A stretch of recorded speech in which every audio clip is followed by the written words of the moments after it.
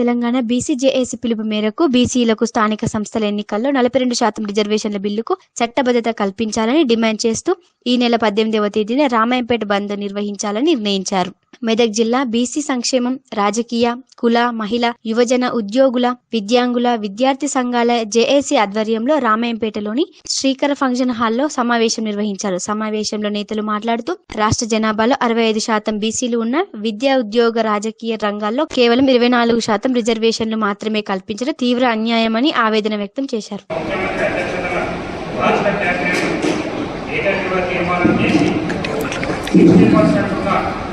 మన బీసీ జనాభాలో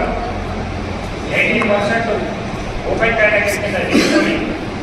42% మాత్రమే రిజర్వేషన్లు కల్పించాలని చెప్పేసి ఏకగ్రీవ తీర్మానం మేరకు రాష్ట్ర గవర్నర్కు సిఫార్సు చేసిన సందర్భం అట్టి సందర్భంలో మరి కేంద్ర ప్రభుత్వానికి కూడా రాష్ట్రపతికి కూడా పంపడం జరిగింది.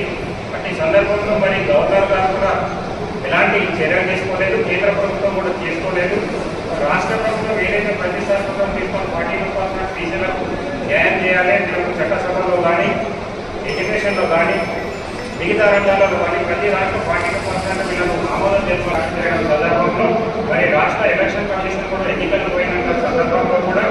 ఆ రోజైతే ఏదైతే మరి ఎలక్షన్ ప్రతిపాదకంగా నామినేషన్ వేసుకునే గడుపు బీసీ సంఘాలకు బీసీ నాయకులు అందరూ సంతోషంతో ఎలక్షన్ దాఖలు చేస్తున్నటువంటి సందర్భంలో హైకోర్టు తీర్పు మరి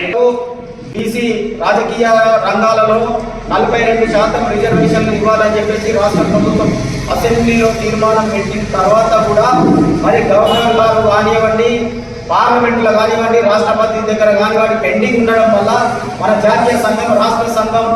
తీవ్రంగా కృషి చేస్తున్న తరుణంలో మరి అటువంటి ఎలక్షన్కు వెళ్తున్న సందర్భంలో మరి